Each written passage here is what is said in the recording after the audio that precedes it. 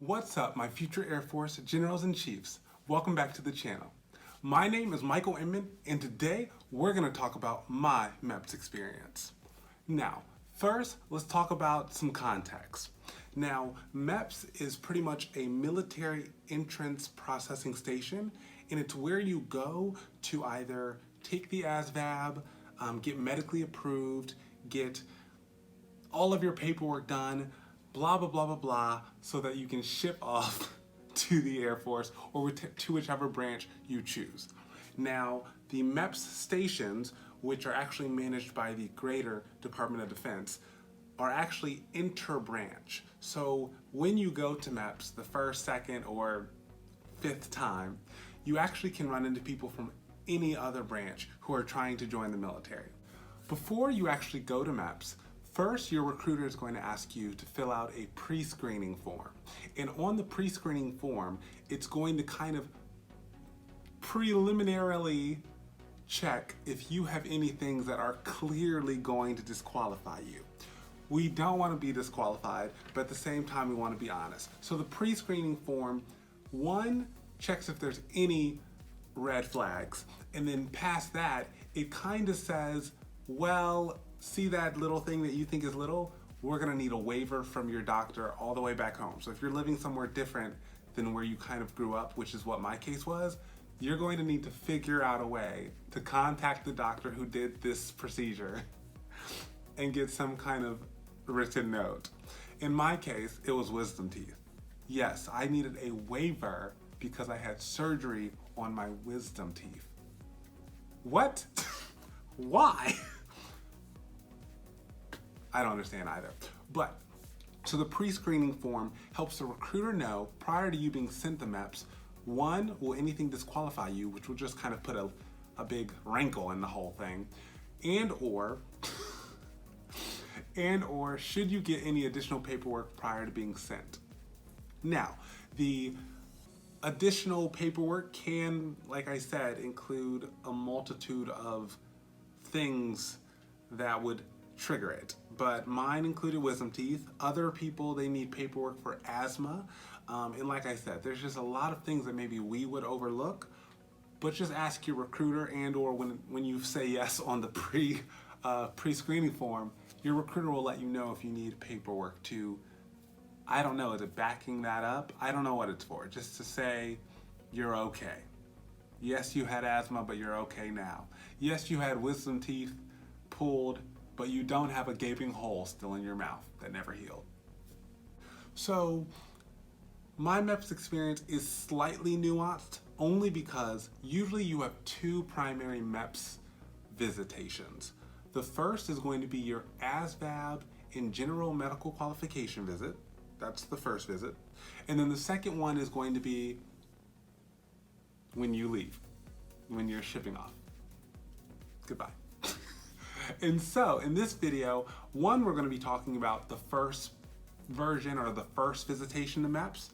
And the second point, that was originally my first point, is that my MEPS experience was different because, well, first of all, I lived relatively within a 30-minute, that's pushing it. I lived within an hour distance to the local MEPS station for where I was living. So I was living in northern New Jersey, and so the closest MEPS station for that territory or that district or region, whichever synonym you want to use, the closest one was actually in Brooklyn, New York. So even though it was 45 minutes to an hour if there's bad traffic, at the end of the day, it was accessible. And so what your recruiter is also going to do if you live in an accessible distance to the MEPS station is you're possibly going to get to take your ASVAB in a one-day visit, and then they'll schedule the actual medical qualification trip to MEPS on a separate day, just so you don't have this super long experience that most people have. And also it makes it a little easier, or it cuts down how many times, not how many times you're going, but it makes it a little bit more fluid if you're going to be taking any additional test after the ASVAB. Like I said in a previous video, after the ASVAB, you can take 1 or 2 or 3, I think, maybe 4, other tests that help you qualify for some additional jobs. And so since I, one, lived close and knew that I wanted to take a couple of the other tests just to see if I bombed them or not, because of that, I took the ASVAB maybe 2 weeks prior to going to MEPS for the medical qualification portion. And so that might be a little different than your situation, in which when you go to MEPS the first time, you may take the ASVAB the first day, meaning let's say you get there around the middle of the day, or you have to get there in the morning. That may suck. But regardless, the first day, because it's a 2-day process, the first day of the first visitation, the first day you would take ASVAB, let's say middle of the day to the afternoonish, and then you would go to the hotel. I showed up to MEPS in Brooklyn, New York, right around when most people were finishing the ASVAB test. I met my recruiter at our recruiting station, like I said, northern New Jersey, so I just drove there, probably around like 2 p.m., parked my car outside the office, and then an airman that was doing it's called RAP, so recruiter, let's go with that, Recruiter Assistance Program, drove me to MEPS in Brooklyn. We drove over the bridge and we arrived at MEPS. All of the other recruits from the different branches had already finished their ASVAB, and so really I only had to check in at the MEPS station and kind of sit around for about maybe an hour. As you probably have read online, MEPS is a lot of waiting, and so just know that's consistent throughout the story. So I arrived, I waited for about an hour, and then all of us were then put onto a van, think of it like a church van, and taken to a local hotel. I think we were still in Brooklyn or maybe Staten Island. I don't know where we were. Just know we went to a hotel where we would stay the night because we all had to be medically approved the next day.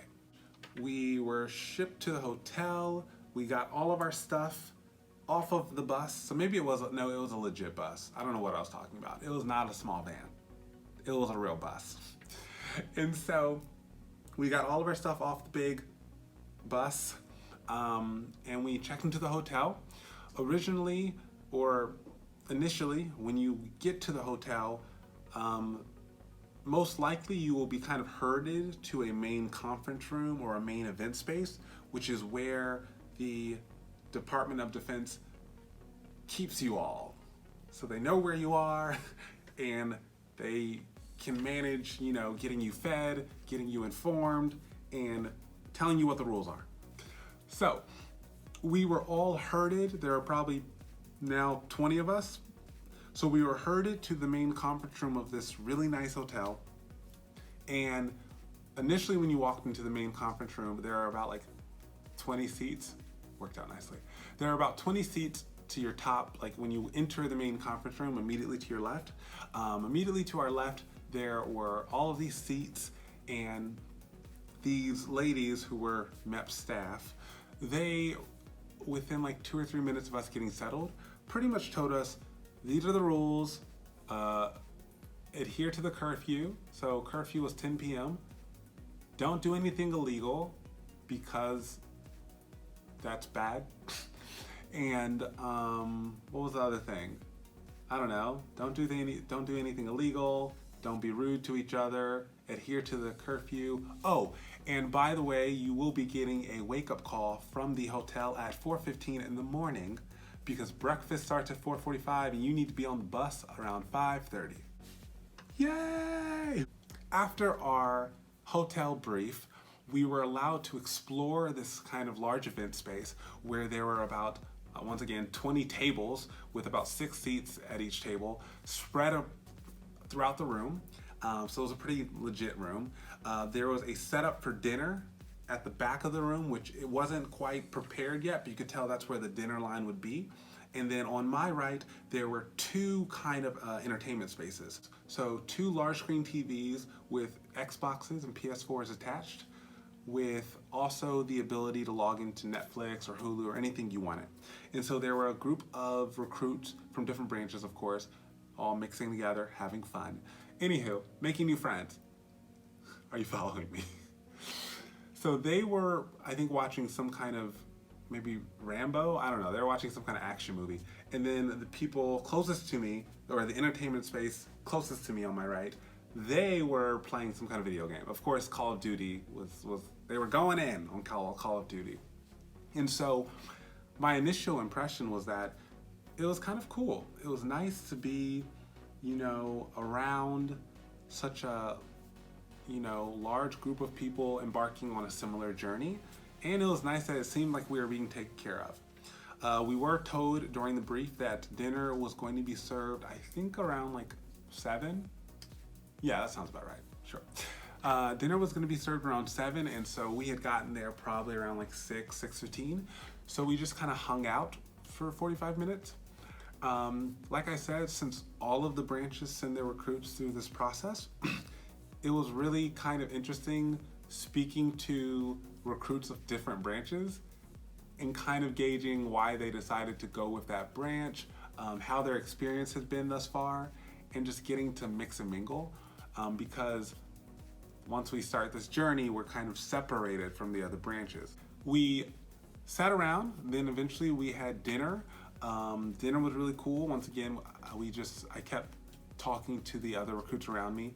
At my table, there were like, I think 3 Navy recruits, 1 Marine, and 2 other Air Force people. We clearly dragged a chair over to the table because we were clearly the best of friends. So, memories, great memories from MEPS. Things start to settle down, at least it did for us around 9:30, because the whole room was gonna be shut down at 10 p.m. anyway, and all of us knew we had a 4:15 wake-up call. So a lot of us were like, well, we don't wanna be super tired tomorrow, because wonder if that somehow affects our ability to complete tasks or pass the test, like, successfully. So I headed up to my room. You are given your key card at the initial brief for whatever room you're in. You usually have like 1 roommate, but sometimes you have 3. Depends on the situation. During this visitation to MEPS, had 1 roommate. And so went upstairs, met the roommate. We both went to bed like super early, and then we got that call at 4:15. The 4:15, you know, wake up call from the hotel staff hit us a little hard, but at the end of the day, like I said, we did go to sleep at a reasonable time because we knew it was gonna happen. So we got dressed. Most people, when they go to MEPS, they only bring like a book bag because you just need the next day's clothing and maybe like a toothbrush. So clearly you don't need a suitcase. So I got dressed in my kind of part 2 or my main MEPS attire. I got dressed in the outfit that I knew I would be spending a very long day at MEPS in. And so remember to wear something very comfortable. Also, very important, wear boring, chill underwear.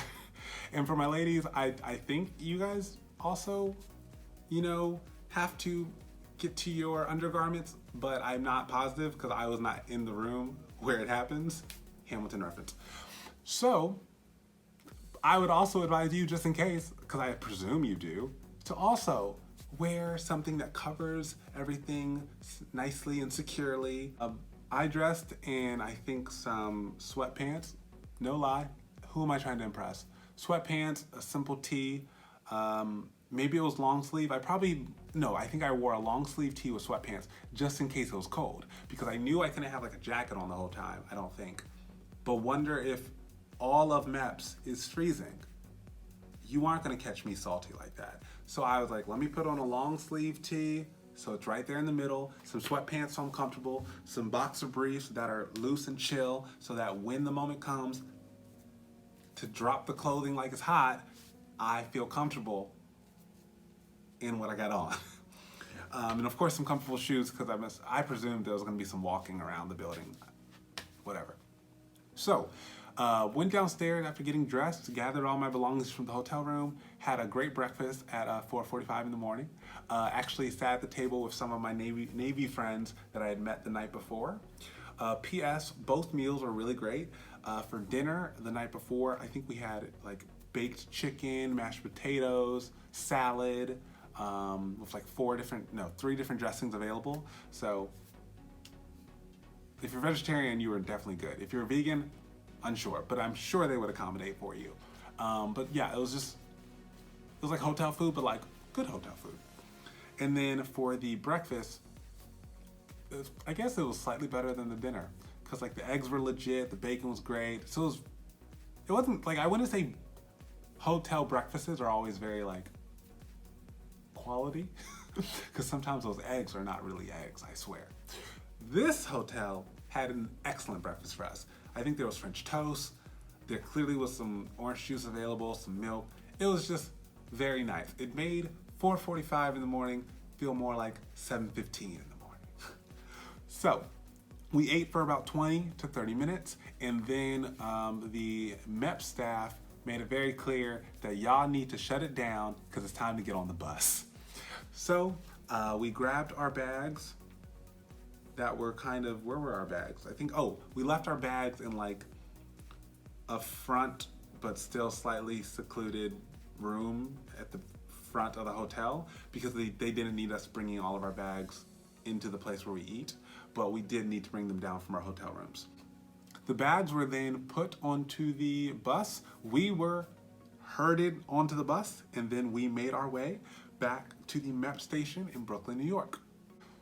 So when you get there, you put all of your bags and your cell phone in a kind of holding room. It's secured, they push a button to get into it, and it's also guarded because it's literally in the front of MEPS. So right beside the like registration and paperwork, check-in, admin desk of MEPS, they have a room to the back of their office that's literally where you leave all of your things, all of your bags, and of course your cell phone. So it's secure, you'll be fine. But yeah, so we put our stuff there. They're very explicit about grab all of the paperwork that you'll need, so all of your documentation that your recruiter gave to you, and also leave your cell phone in the room. You are allowed to take a book or magazine. So bring something to read when you go to MEPS because you will be waiting around for so long that day. So it's really, really, really nice to just have a book to read while you're just sitting there. After you drop your stuff off in the secured area, the first thing that everyone does start with is the medical process. Yes, they're gonna kind of divide you into groups so that it goes quicker, meaning what part of the medical process your group starts with, and then of course the rotation that you follow. But everyone starts with medical processing. That will include a blood test, a urine test, which is very observed, like, at least for men. I'm sure it's the same for females, just a different setup. But at the urinal, there's like, you're peeing, and there's someone, I'm pretty sure, standing here in between you and the next recruit, like this. And it's really weird, but I understand why, but it's just kind of funny because it's very odd. But the reason they do this is because they can't have you sneaking in, I guess, someone else's urine, because that person may not have drugs or drug extracts in their urine, and you clearly may if you were smoking something or doing something you shouldn't have 2 days before you went to MEPS. So, since people have clearly done that in the past, I guess, snuck in someone else's urine to be theirs. Now, they have someone who either is standing watching you urinate, or they are walking behind you, kind of watching all of you, just kind of peeking, to make sure no one is doing anything that is illegal or trying to break the rules or trying to be sly. So, urination test pretty much goes like that. They are going to be testing for drugs and alcohol, so be very mindful not to indulge any time leading up to MEPS. Duh. I would advise you not to do drugs ever, but definitely not leading up to MEPS. And for all I know, that means like for 3 months leading up to MEPS, you should not be doing drugs. Alcohol, I'm pretty sure, just don't have alcohol still in your system. Like that, like I think I didn't drink alcohol for maybe 4 or 5 days prior to. That seemed like probably overkill. So you get it.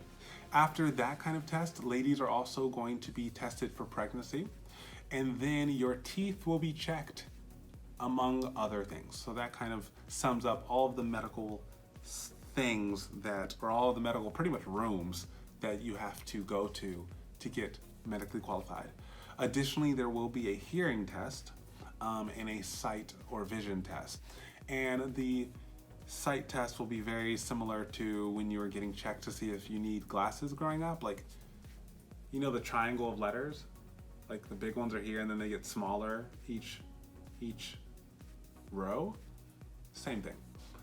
The hearing test is as such. You are broken into groups of about 6 to 8 recruits and you are sent into a soundproof room. Each of you are going to be sitting like facing a wall. So the perimeter of the small little soundproof room has 6 to 8 seats on the perimeter, and you will pick one of the seats, sit in it, facing the wall. You will then put your sound canceling headphones on. During the test, it will say, press the button that's given to you. It's literally right in front of you, so you just pick it up. Press the button if you hear a beep.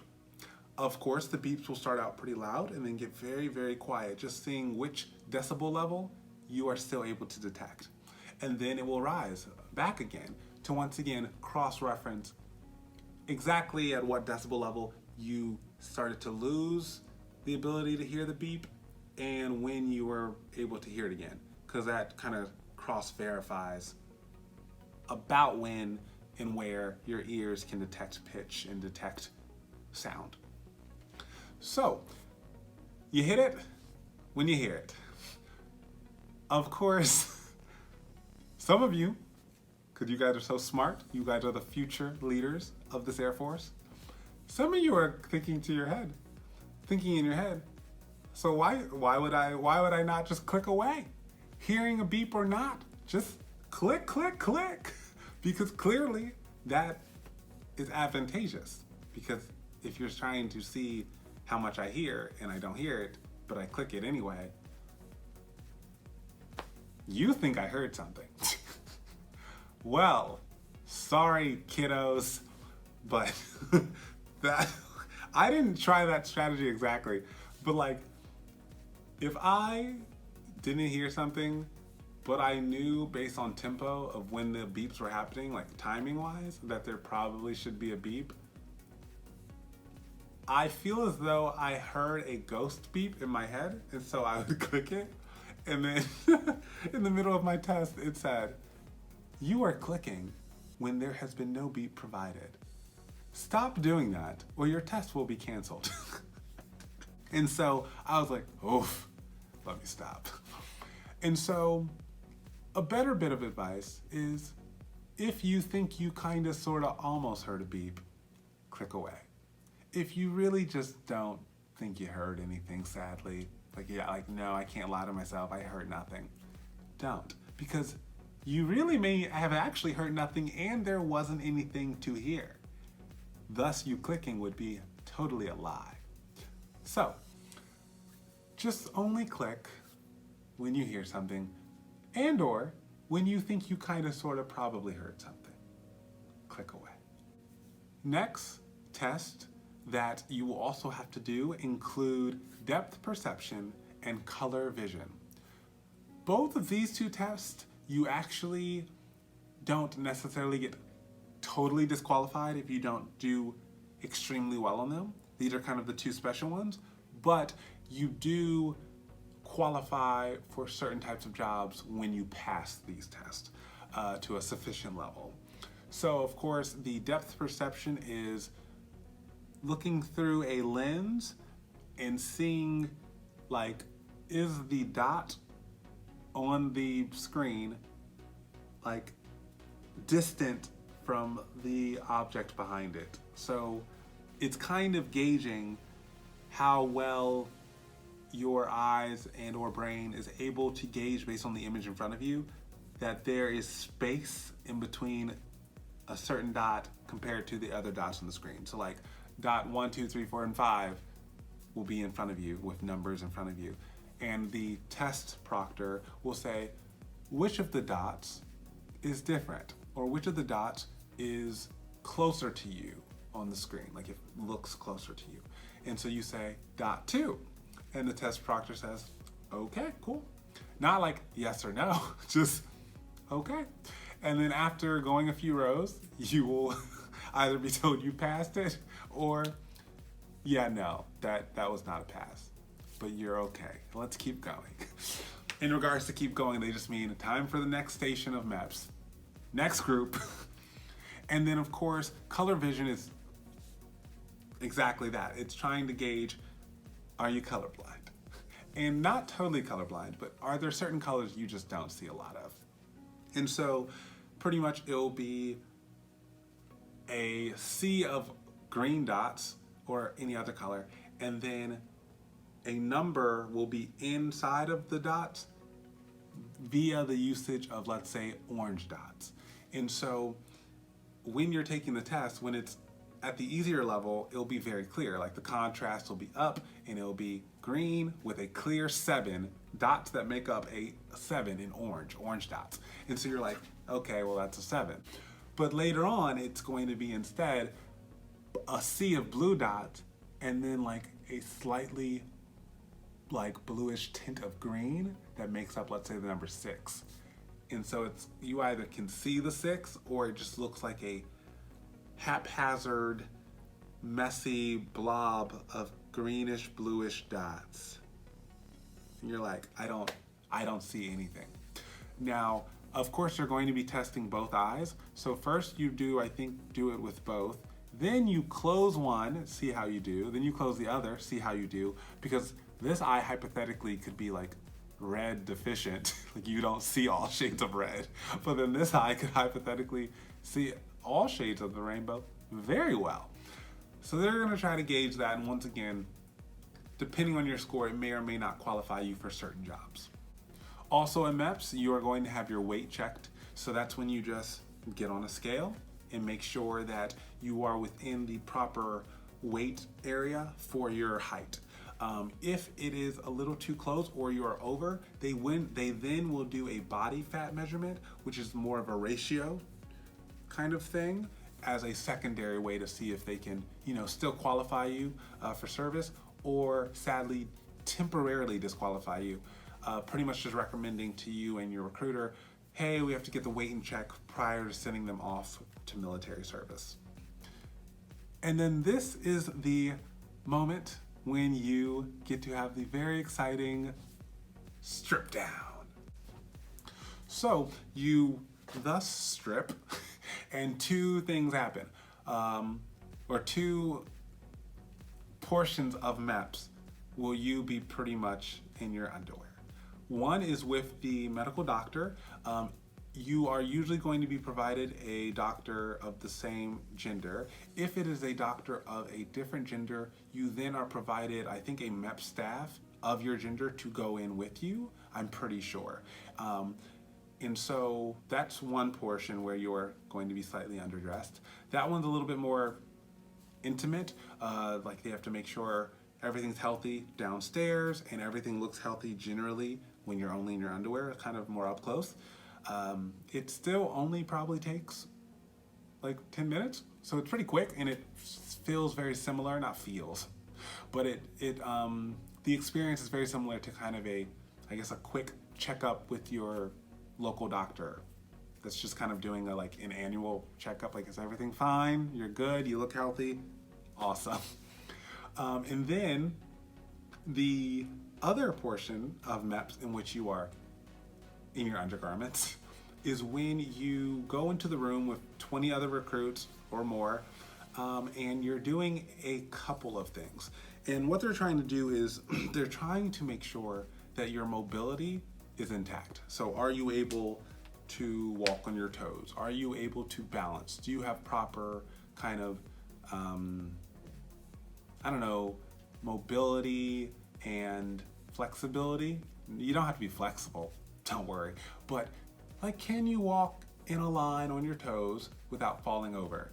Can you, hold your leg, back, I think it's stretching, I don't know how to describe this, but the point is you're just gonna be asked to do like 10 to 12 different like walks or motions, and it's just making sure you don't have any like things you've been trying to hide, like, oh, when I do this, I have a lot of pain, but they won't find out. And then they're like, why can't he do this simple motion? There's something going on physiologically that we need to figure that out. And of course, in this room, doctors are looking at you and kind of like taking notes. And you'll be divided into like lines, like 5 recruits, maybe 5 to 8 or 10 recruits in different like columns. And then they'll say, okay, next line, all 5 or 6 of you guys, do this walk or do this pattern of movement to the other side of the room.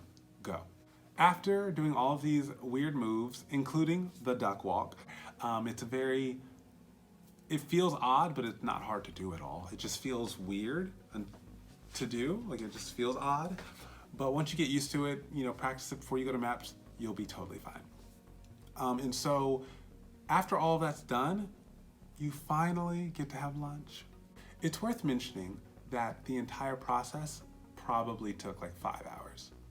I'm not joking. I told you to bring a book. I literally said, guys, bring a book. You don't have a cell phone with you. That's in the locker room. After your medical qualification experience at MEPS, you then will get served free lunch.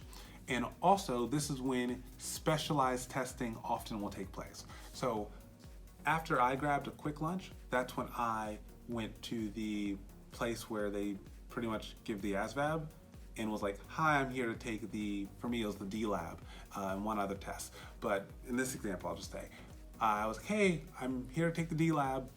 They're like, oh, perfect. Here's an open computer. We'll just type in our code for the DLAB test instead of the ASVAB test. Good luck. And so I took my DLAB. I think it was like an hour and a half, maybe an hour and 20 minutes, I think. I don't really remember. After any additional test, you also, at least if you're going for the Air Force, you will have the strength assessment test, and that's where you pretty much just see if you can lift 70 pounds. Yes, it's heavy, but at the same time, if you practice it for like 3 weeks in the gym prior to going to MEPS, you will be able to lift 70 pounds. And so, depending upon your experience with lifting that amount, feel free to practice that leading up to going to MEPS, but it's very quick and easy. I think you lift it, twice, and you're done. That's your strength assessment test, and once again, in the Air Force, I think we're the only branch that has this, at least that specific type at MEPS, that qualifies you for certain jobs in the Air Force. Continuing on, now you have your conversation with the job counselor. This will be a conversation that is, of course, they know your ASVAB score because you just took it the day prior, for most people. And it's kind of where you create your dream list. What they may not tell you though is you actually can change this list right when you go see your recruiter later that day, or next time you go see your recruiter, you can totally change it. So where they may feel, we're in that room with the job counselor, you may feel kind of a bit of pressure because there's like 20 other recruits. PS, this is divided by branch. So I sat with the Air Force recruiter, like job counselor at MEPS. Other people will sit with the Marine job counselor at MEPS. But there's still like 10 to 20 other recruits waiting for their turn. So you kind of feel uncomfortable taking a lot of time creating your list. But just know that pressure is totally not necessary. Don't put whatever you want on it. Like, put some good choices on there, but don't feel pressured to make it perfect, because literally same day after I left MEPS, which we'll get to that, I literally rolled up to my recruiter and said, okay, let's fix this a bit, because I was making some very quick decisions, and that's not how I make decisions. So let's rewrite this. And he was like, perfect, let me log in now. So don't feel too pressured to make the perfect list while you're sitting with the job counselor at MEPS, but try to put a few good choices on there just in case. After your conversation with the job counselor and creating your preferenced, job list, that is when you will then go into what is called the pre-enlistment interview. During the pre-enlistment interview, they will both collect your fingerprint, put it in the system, whoa, it's getting real, and also inform you of the Uniform Code of Military Justice and their expectations of you saying you're going to enlist. Now, of course, this is MEPS Part 1 and not Part 2, so like, it's not like I mean, you're going to swear in, but it's not like the swear in before you ship off. That's when like, for real, you can't go AWOL. Like, what are you doing? If you change your mind after the initial MEPS, but before you do the shipping off part, I'm not gonna say it's okay, but like, so you should be fine. But I encourage you to, of course, stick to your word, as this is an example of doing, saying, I am going forward with this process. Following your pre-enlistment interview, that is when you do your enlistment oath. Yes, you do this 2 times. You'll do it again for your second visitation to MEPS, in which you ship off the next day. But regardless, you do take an oath, and it's nice. It's a nice experience. That's me trying to say it didn't feel quite that lofty, because I knew I had to do it again next time, and at that point I would actually be leaving for basic training, which just feels more real. But regardless, the words are the same both times, and so it does make it feel slightly real. I'll give it that. After you take the oath, you're finally done. Now, just to give you context, if you are taking the ASVAB during this 2-day experience, you probably showed up to MEPS by like 9 a.m. the day prior, and this is all not coming to a close until like 3 p.m. the next day, and that's assuming there were no like issues. Like, if there's issues, not necessarily DQ'd, like you're disqualified, I mean like non-disqualifiable issues, but still things where they're like, we need to check on this, or we need your paperwork to be verified. Can you go downstairs to this office and get this checked? Oh, well, your blood work's a little weird, so we're gonna do a second blood sample.